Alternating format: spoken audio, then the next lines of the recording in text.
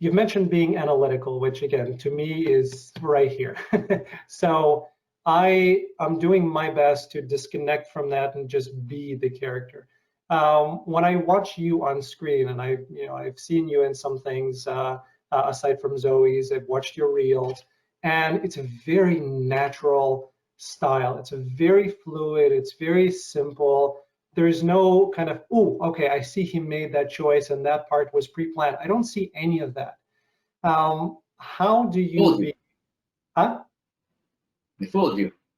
If you did, yes, you did. Then the question is, how do you approach it, and how do you get to that point where you can just be so fluid and in a way not act at all?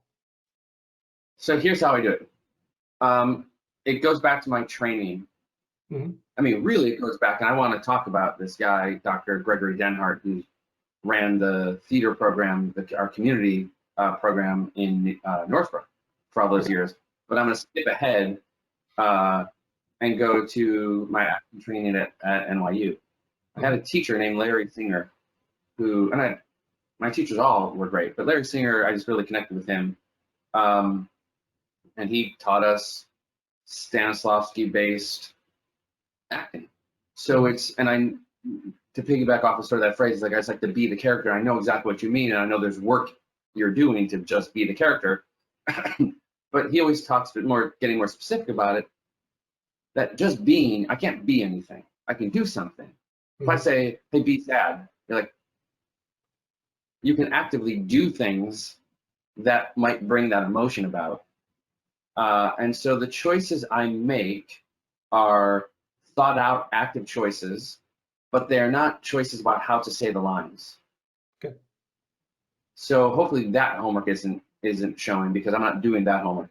There are definitely times, as when I'm doing a comedy, where I think I know what the timing is. That if I erase this timing, or if I don't give the pause and then the look, it probably won't get a laugh. So I have that in mind sometimes, but I choose an objective. I choose, what do I want to accomplish? What am I trying to get from this other character in the scene? Mm-hmm. So that way the pressure comes off of me, because we do this in real life. This is just psychology, right? We do it in real life. We think, let's quick little example. So I'm a kid and I want to go to the mall. Well, you can't go to the mall anymore. But when we used to be able to go to stores in life. So yeah, I want to go to Northbrook Court, and I need, $10 from my mom. So that's my objective. I need $10. And then I try different tactics to get the $10. And if I just tried one tactic, Mom, can I get $10 to go to the mall? No. And I leave, scene over. But we don't do that in real life. So I'm trying, okay, that doesn't work. Well, then I'm gonna be mad at her. Yeah, you're a jerk. Your dad would always do it.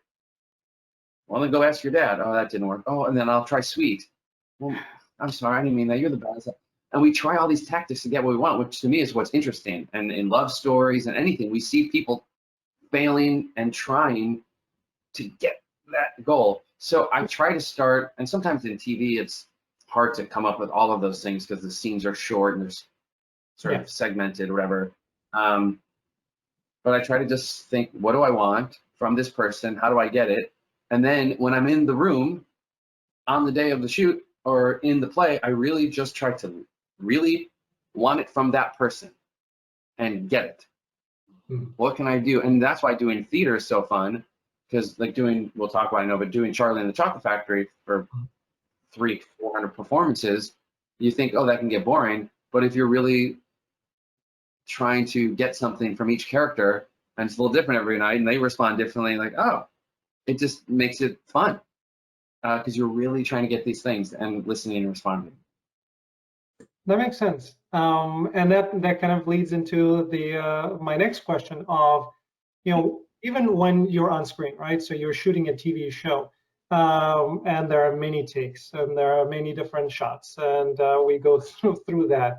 Do you try, aside from blocking, but do you try to hit the same note, or do you just kind of approach it and, hey, wow, this came out very differently, and I'm okay with that? So you go by feel, or do you have, I need to do this the same way always? It's a good question, especially for TV. Well, for everything, but it's tricky. And I almost kind of feel like you have to feel it out with the director because well, let's say this. Let's say you've got your shot on you, right? Yeah. You might give them different options.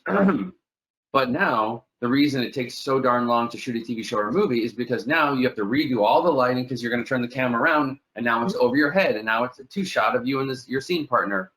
All that's so if you change it so much, especially physicality, like you're saying, the blocking, then it won't match. Yeah. So I'm still navigating that with each show I do. Most of the time, I keep it within the same world. So I'm not suddenly like doing this when I've never done that on another take because they're not going to be able to edit that together. Yeah. But I definitely play, and it's definitely each take is definitely different because I also want to give the editor and the director something to choose from, so it's not 30 of the same take. So I definitely play, and the other actors are playing too.